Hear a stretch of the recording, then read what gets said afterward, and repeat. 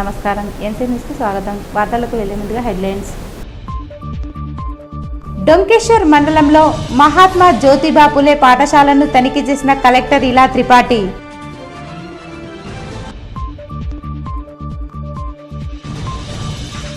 పెండింగ్లో ఉన్న కేసులపై సమగ్ర విచారణ జరపాలని పోలీసులకు సిపి సాయి చైతన్య సూచనలు.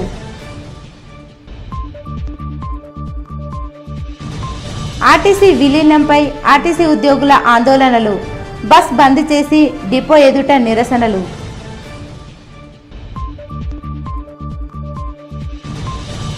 మామిడిపల్లి 44వ జాతీయ రహదారిపై ఘోరం. కారు బైక్ ఢీకొన్న ఘటనలో మహిళ మృతి.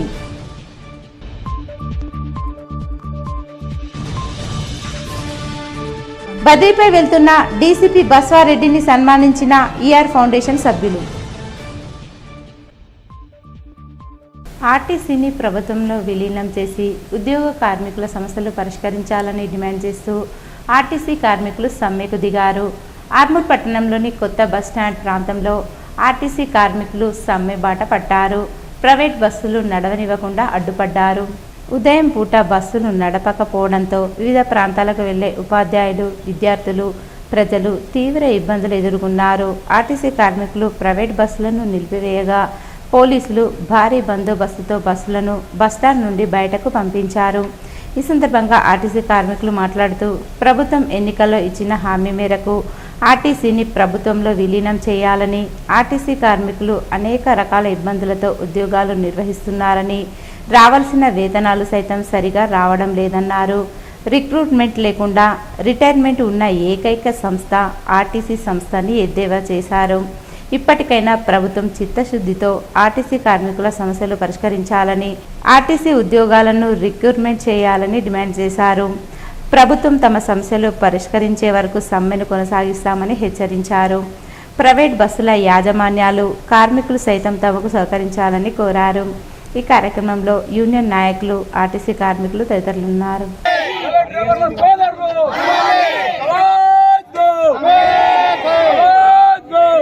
ఫ్యామిలీ మొత్తం రోడ్ మీదకి రావాలా? ఇదేం పరిస్థితి? అడిగేటోళ్ళు లేకనా? ఇప్పుడు టీచర్ జాబులు లేవని రోడ్ మీదకి ఎక్కితే వాళ్ళకి జాబులు పడతాయి. మరి అదే ఆర్టీసీ వాళ్ళు రోడ్ మీదకి ఎక్కితే జైల్లో పడతారు. ఎందుకండి ఇదేం పరిస్థితి? మేము మనుషులం కదా? మేము కష్టపడతలేమా? ప్రభుత్వానికి ట్యాక్సులు కడతలేమా? మేము కూడా మనుషులమే కదా? మేము పని చేస్తేనే కదా గవర్నమెంట్కు ట్యాక్సులు కట్టగలుగుతాం. మాకు సరైన జీతాలు ఉండాలి కదా? అందరికీ ఒకే పద్ధతి ఉన్నట్టు ఆర్టీసీలో కూడా ఎందుకు లేదు? ఇప్పుడు టీచర్లకు ఉంటుందండి, డిఎస్సి కాగానే వాళ్ళకు ప్రభుత్వ ఉద్యోగాలు ఇస్తారు. ఓకే, మరి ఆర్టీసీలో ఎందుకు ఇస్తలేరు? ఇంట్లో కాంట్రాక్ట్ పద్ధతి ఏంది? కాంట్రాక్ట్ బేసిక్ ఏంది? అవుట్ సోర్సింగ్ ఏంది? ఇంట్లో కూడా రిక్రూట్మెంట్ తీసుకొని పాస్ అయిన వాళ్ళను డైరెక్ట్ డ్యూటీ తీసుకొని ఓ సంవత్సరానికో 2 సంవత్సరాలకు పర్మిట్ చేసేయండి. ఎందుకు చేస్తలేరు అట్లా? ఎందుకు అడిగేటోళ్ళు లేకనా? అడిగినోనేమో జైల్లో పెడతారా? ఏందని ఇది? ఇప్పుడు నేను ఒకటే చెప్తున్నానండి, ఈ అద్దె బస్సు డ్రైవర్లం 13,000 మంది ఉన్నాం తెలంగాణ రాష్ట్ర వ్యాప్తంగా. మాకు ఏం జరిగినా కూడా పూర్తి బాధ్యత ప్రభుత్వానికి అని చెప్పేసి మళ్ళా మాకు నోరు తెరిచి అడిగేటటువంటి హక్కు లేదు. మాకు యూనియన్ కావాలని మేము అడుగుతున్నాము. మా కిలోమీటర్లు పెరుగుతున్నాయి, ఎంతో కష్టపడుతున్నాము. ఎవరు చేసుకున్నా కానీ మేము డ్యూటీలకు వచ్చి కేసులు అవి వగేరా అన్ని ప్రాబ్లమ్స్ ఫేస్ చేసుకుంటూ మేము డ్యూటీలకు వస్తున్నాము. మాకు యూనియన్లు కంపల్సరీ కావాలి, యూనియన్ ఉండాలి మాకు అని మేము మీ యొక్క ఆన్సర్ కోసం వెయిట్ చేస్తున్నాం సార్. తప్పకుండా మా కోరికలను మన్నించి, అట్లాగే ప్రైవేట్ బస్సులు కూడా చాలా కష్టపడుతుండ్రు. అప్పుడు ఎన్టీఆర్ పీరియడ్లో వాళ్ళని గవర్నమెంట్లో విలీనం చేసిండ్రు, మళ్ళీ ప్రైవేట్ బస్సులను గవర్నమెంట్లోకి తీసుకున్నారు. అదేవిధంగా మాకందరికి కూడా వాళ్ళు చేసేది వర్కే, మేము చేసేది కూడా వర్కే. కాబట్టి ప్రతి ఒక్కళ్ళకు డిపార్ట్మెంట్లో వేసే వాళ్ళకి న్యాయం చేయండి అని కోరుకుంటున్నాం. ప్రజాపాలన ప్రగతి ప్రణాళిక 99 రోజుల కార్యాచరణలో భాగంగా డొంకేశ్వర్ మండలం నూత్పల్లి గ్రామంలోని మహాత్మా జ్యోతిబా పులే బీసీ బాలుర గురుకుల పాఠశాలను కలెక్టర్ ఇలా త్రిపాఠి సందర్శించారు. Store room, kitchen, dining hall, dormitory, తరగతి గదుల తదితర వాటిని పరిశీలించారు. మెనూ ప్రకారం భోజనం అందిస్తున్నారా లేదా అని పరిశీలన జరిపారు. మౌలిక వసతులు అందుబాటులో ఉన్న సదుపాయాల గురించి ఆరా తీశారు. స్థానికంగా విద్యార్థులకు పలు ఇబ్బందులు తలెత్తుతున్నాయని, ఈ పాఠశాలను ఆర్మూర్ పట్టణానికి తరలించే ప్రతిపాదనను విద్యార్థుల తల్లిదండ్రుల నుంచి కూడా ఆమోదం ఉందని నిర్వాహకులు కలెక్టర్ దృష్టికి తెచ్చారు. దీంతో కలెక్టర్ ఆర్మూర్ పట్టణంలోని ప్రతిపాదిత భవనాన్ని సైతం క్షేత్రస్థాయిలో సందర్శించి పరిశీలన చేశారు. ప్రస్తుతం నూత్పల్లిలో ఉన్న భవనం కంటే ఇది సౌకర్యవంతంగా ఉంటుందని అధికారులు తెలుపగా అవసరమైన మరమ్మతులు జరిపించాలని సంబంధిత అధికారులను కలెక్టర్ ఆదేశించారు. విద్యార్థులకు ఎలాంటి ఇబ్బందులు లేకుండా అన్ని వసతులు అందుబాటులో ఉండేలా చూడాలన్నారు. ఆర్మూర్లోని నూతన భవనంలో పాఠశాలను మారుస్తున్న విషయం గురించి విద్యార్థులకు వారి తల్లిదండ్రులకు తెలియజేస్తూ వచ్చే విద్యా సంవత్సరంలో పూర్తి స్థాయిలో ప్రవేశాలు జరిగేలా చొరవ చూపాలన్నారు. అంతకుముందు కలెక్టర్ 5వ తరగతి గదికి వెళ్లి విద్యార్థులతో భేటీ అయ్యారు. ఆంగ్లం, గణితం, తెలుగు సబ్జెక్టులపై ప్రశ్నలు వేసి విద్యార్థుల సామర్థ్యాన్ని అంచనా వేశారు. చక్కగా సమాధానాలు చెప్పిన విద్యార్థులకు బహుమతులు, చాక్లెట్లు అందజేశారు. అల్పాహారం, భోజనం రుచికరంగా ఉంటుందా, అన్ని వసతులు అందుబాటులో ఉన్నాయా అని అడిగి తెలుసుకున్నారు. చక్కగా చదువుకోవాలని హితవు పలికారు. కలెక్టర్ వెంట Armoor sub collector Abhigyan Malviya, RCO Satyanath Reddy, Armoor tahsildar Satyanarayana తదితరులు ఉన్నారు. అర్హత కలిగిన ప్రతి జర్నలిస్టులకు అక్రిడిటేషన్ కార్డు జారీ అయ్యేలా తెలంగాణ మీడియా అకాడమీ చిత్తశుద్ధితో కృషి చేస్తుందని అకాడమీ చైర్మన్ శ్రీనివాస్ రెడ్డి స్పష్టం చేశారు. ఎవరికి అన్యాయం జరగకుండా చూస్తామని భరోసా కల్పించారు. నిజామాబాద్ నగర ప్రెస్ క్లబ్ జర్నలిస్టులకు వెల్నెస్ ఆసుపత్రి ఆధ్వర్యంలో ఉచిత ఫ్యామిలీ హెల్త్ కార్డులు పంపిణీ చేశారు.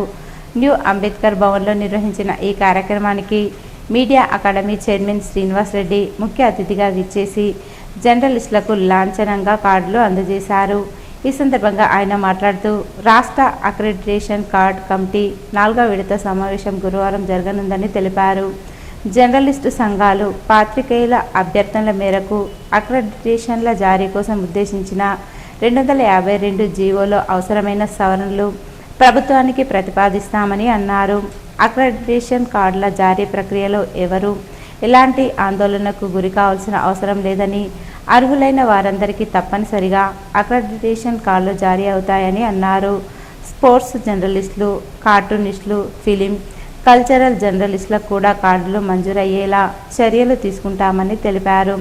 జర్నలిస్టులందరికీ పూర్తి స్థాయిలో న్యాయం జరిగేలా మీడియా అకాడమీ చర్యలు తీసుకుందని అన్నారు.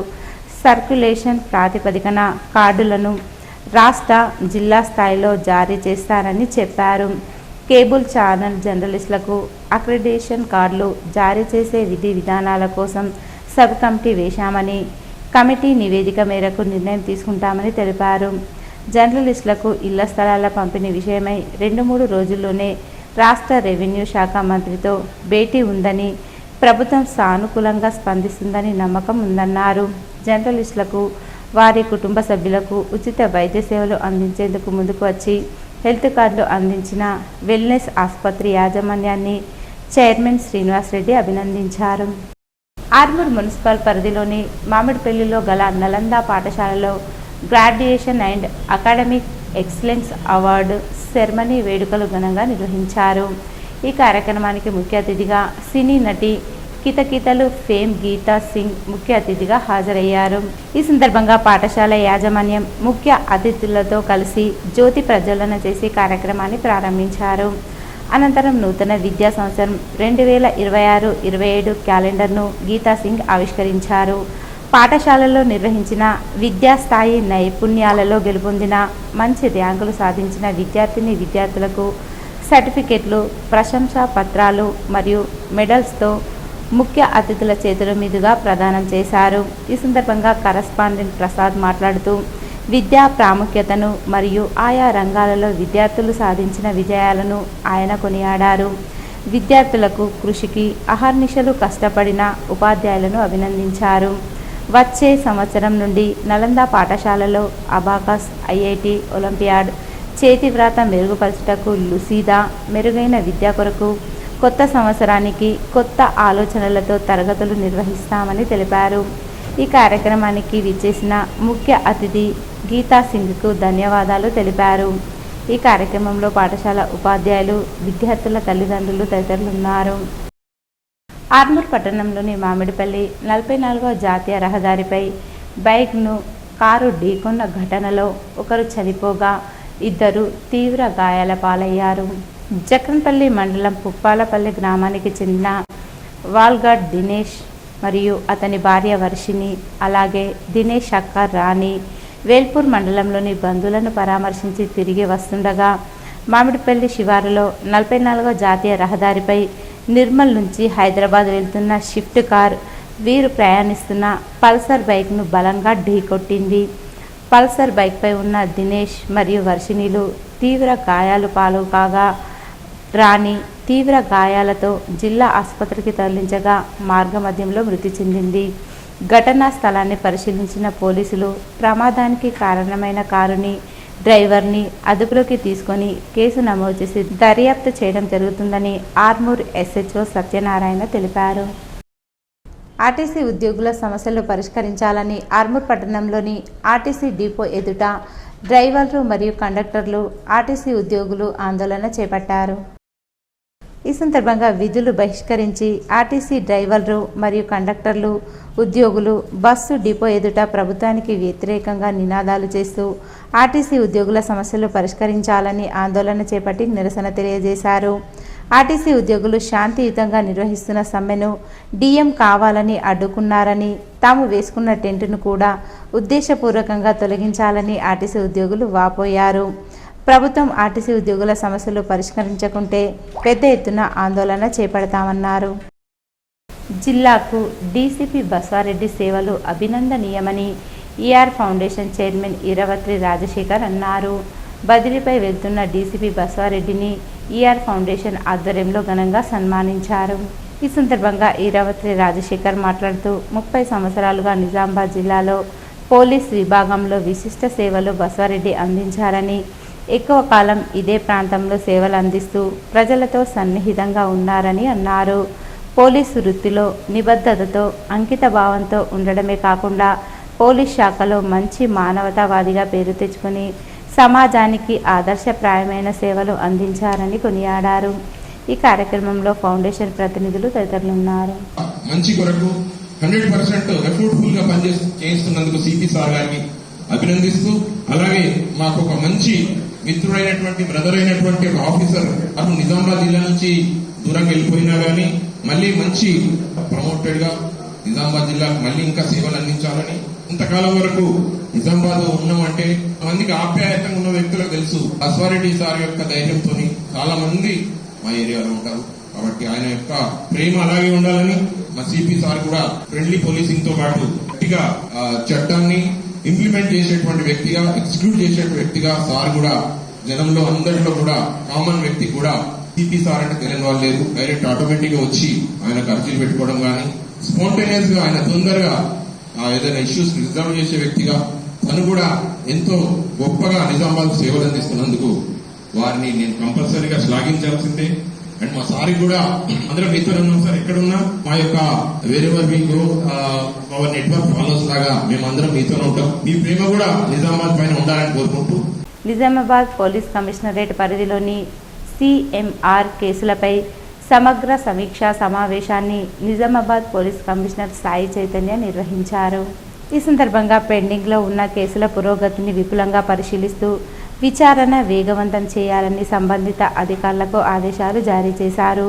పోలీస్ కమిషనర్ మాట్లాడుతూ ప్రతి కేసును ప్రాధాన్యతతో తీసుకుని నిర్దిష్ట గడువులోగా పూర్తి చేయాలని సూచించారు. సాక్ష్యాధారాల సేకరణలో నాణ్యత, బాధితులకు న్యాయం జరిగేలా చట్టపరమైన చర్యలు ఖచ్చితంగా తీసుకోవాలని అన్నారు. అలాగే కేసుల దర్యాప్తులో ఎలాంటి నిర్లక్ష్యం సహించబోమని హెచ్చరించారు. సాంకేతిక పరిజ్ఞానాన్ని వినియోగించి కేసుల పరిష్కారాన్ని వేగవంతం చేయాలని, సిబ్బంది పరస్పర సమన్వయంతో పనిచేయాలని సూచించారు. ప్రజల్లో పోలీసులపై నమ్మకం పెరిగేలా పారదర్శకంగా వ్యవహరించాలని ఆయన తెలిపారు. తమిళనాడులో జరుగుతున్న ఎన్నికల్లో భాగంగా ఊటీ నియోజకవర్గ బీజేపీ ఎమ్మెల్యే అభ్యర్థి బోజర్ రాజన్ తరపున ఆర్మూర్ మున్సిపల్ బీజేపీ కౌన్సిలర్లు ప్రచారం నిర్వహించారు. ఇంటింటికి తిరిగి బీజేపీ ప్రభుత్వ సంక్షేమ పథకాలను ప్రజలకు వివరించారు. బీజేపీని గెలిపిస్తే యావత్ భారతదేశం అన్ని రంగాల్లో మరింత ముందుకు పరిగెడుతుందని ప్రజలకు వివరించారు. ఈ కార్యక్రమంలో ఆర్మూర్ మున్సిపల్ బీజేపీ కౌన్సిలర్లు యామాద్రి కవితా భాస్కర్, రాజు, దొండి కవితా ఈశ్వర్, కాందేశ్ ప్రశాంత్, శ్రీను, పోచంపాడు శ్రీను, శ్రావణ్ తదితరులు ఉన్నారు. నందిపేట మండల కేంద్రంలో అక్రమంగా నల్లమట్టి తరలింపుపై ఎట్టకేలకు అధికారుల దృష్టి పడింది. చాలా కాలంగా కొందరు దళారులు అధికారుల అండదండలతో నల్లమట్టిని అక్రమంగా తరలిస్తూ భారీగా లాభాలు ఆర్జిస్తున్నారనే ఆరోపణలు వినిపిస్తున్న నేపథ్యంలో తాజాగా తహసీల్దార్ సంతోష్ కీలక చర్యలు చేపట్టారు. విశ్వసనీయ సమాచారం మేరకు రోడ్డుపై నిర్వహించిన ఆకస్మిక తనిఖీలలో సరైన పత్రాలు లేకుండా నల్లమట్టిని తరలిస్తున్న 11 టిప్పర్లు పట్టుబడ్డాయి. వెంటనే వాటిని జప్తు చేసి స్థానిక పోలీస్ స్టేషన్కు తరలించారు. ఈ చర్యతో అక్రమ మట్టి రవాణాకు గట్టి చెక్ పడినట్లు కనిపిస్తుంది. ప్రభుత్వ ఆదాయానికి గండిపెడలా సాగుతున్న ఈ అక్రమ రవాణాను అడ్డుకోవడంలో అధికారులు తీసుకున్న చర్యలను ప్రజలు స్వాగతిస్తున్నారు. ఎట్టకేలకు స్పందించిన అధికారుల నిర్ణయంతో ప్రభుత్వ ఖజానాకు నష్టం తప్పిందని స్థానికులు హర్షం వ్యక్తం చేస్తున్నారు. ఈ సందర్భంగా తహసీల్దార్ సంతోష్ మాట్లాడుతూ పూర్తి వివరాలు సేకరించి దోషులపై కేసులు నమోదు చేసి కఠిన చట్టపరమైన చర్యలు తీసుకుంటామని తెలిపారు. అక్రమ కార్యకలాపాలకు పాల్పడే వారిపై ఎట్టి పరిస్థితుల్లోనూ ఉపేక్షించబోమని హెచ్చరించారు. ఈ ఘటనతో మండలంలో అక్రమ మట్టి రవాణాపై అధికారుల పర్యవేక్షణ మరింత కట్టుదిట్టం కానుందని స్పష్టమవుతుంది. తోటి టిప్పర్లు వస్తున్నాయని ఇన్ఫర్మేషన్ ఎట్లయితే రిసీవ్ అయిందో ఆ ఇన్ఫర్మేషన్ తీసుకొని పోయి మేము అక్కడ రోడ్ మీద వెహికల్ని చెక్ చేస్తుంటే ఒక 11 టిప్పర్లు ఎలాంటి పర్మిషన్ లేకుండా ఇల్లీగల్గా అక్రమంగా వేగంగా ట్రాన్స్పోర్ట్ ఓవర్లోడింగ్ తోటి ట్రాన్స్పోర్ట్ చేస్తున్నారు. అది కూడా ఇల్లీగల్గా చేస్తున్నారు కాబట్టి ఎలాంటి డాక్యుమెంట్స్ వాళ్ళ దగ్గర లేవు కాబట్టి వాటిని ఇమ్మీడియట్గా పోలీస్ స్టేషన్ తరలించడం జరిగింది. అదేవిధంగా వాటికి తగిన పెనాల్టీ. భారతదేశంలో శ్రమ దోపిడీ లేని శ్రామిక రాజ్య స్థాపనకై పోరాడుదామని సిపిఐఎంఎల్ న్యూ డెమోక్రసీ జిల్లా సహాయ కార్యదర్శి దాసు పిలుపునిచ్చారు. ఆర్మూర్ మున్సిపల్ పరిధిలోని మామిడిపల్లిలో పార్టీ ఆవిర్భావ దినోత్సవం లెనిన్ జయంతి సభను నిర్వహించారు. ఈ సందర్భంగా దాసు మాట్లాడుతూ 142 కోట్ల జనాభా గల భారతదేశంలో నేటికి పేదరికం, దరిద్రం, నిరుద్యోగం, అసమానతలు, ఆకలి చావులు వెంటాడుతూనే ఉన్నాయని అన్నారు.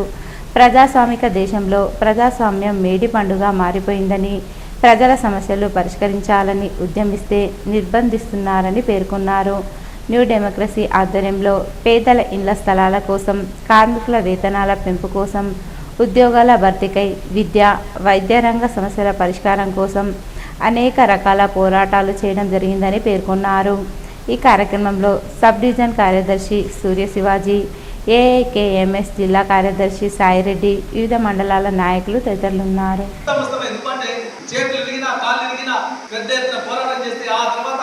పాలకవర్గ పార్టీ టీఆర్ఎస్ పార్టీ కానీ మిగతా పార్టీలు అన్ని అప్పుడు కదిలి ఇది అన్యాయం అని చెప్పినే అప్పుడు తుమ్మల నాగేశ్వరరావు కానీ లేకపోతే కొమ్మిరెడ్డి శ్రీనివాస్ గారి ఇది మిస్టేక్ జరిగిపోయింది, వీళ్ళందరూ తిరిగి ఇల్లు కట్టిస్తామని చెప్పి ఖమ్మంలో ప్రెస్ మీట్ పెట్టి చెప్పి ఇప్పుడు ఇల్లు కట్టిస్తామని మాట మాట్లాడుతున్నారు. కాబట్టి పోరాడకుండా ఏది రాదు.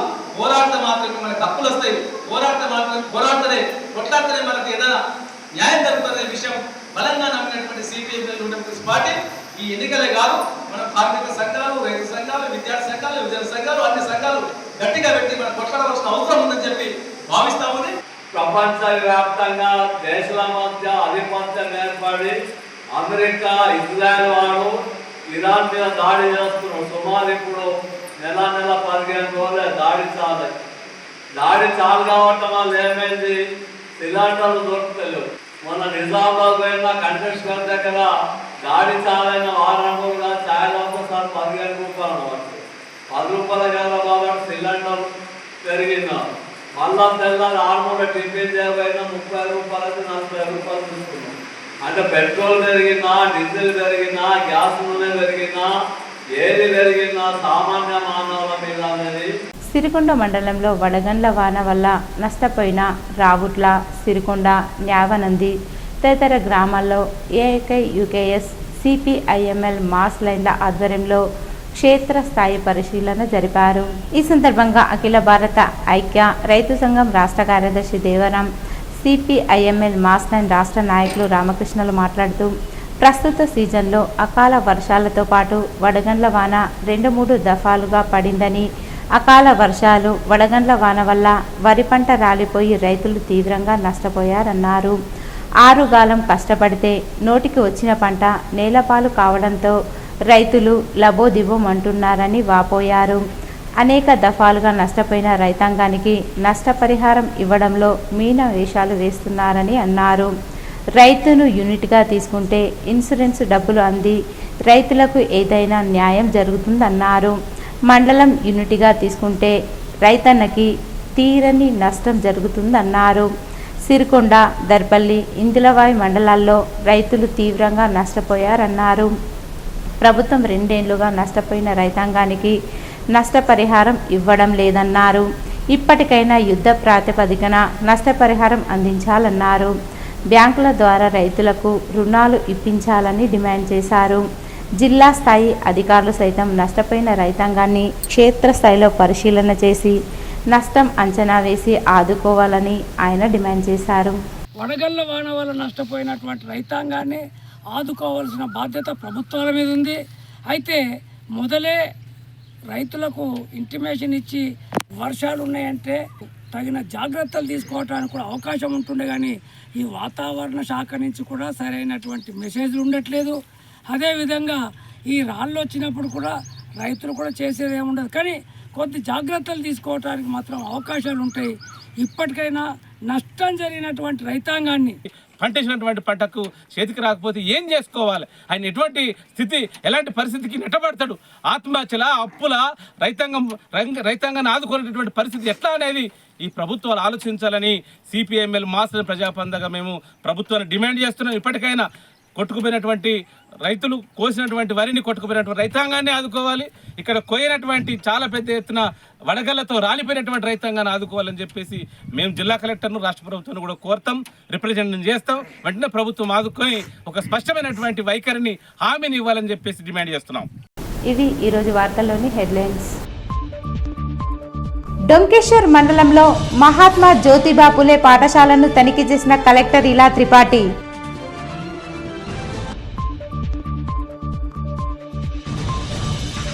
పెండింగ్లో ఉన్న కేసులపై సమగ్ర విచారణ జరపాలని పోలీసులకు సిపి సాయి చైతన్య సూచనలు.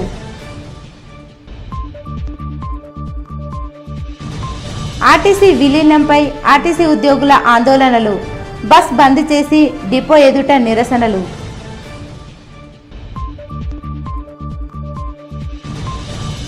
మామిడిపల్లి 44వ జాతీయ రహదారిపై ఘోరం, కారు బైక్ ఢీకొన్న ఘటనలో మహిళ మృతి.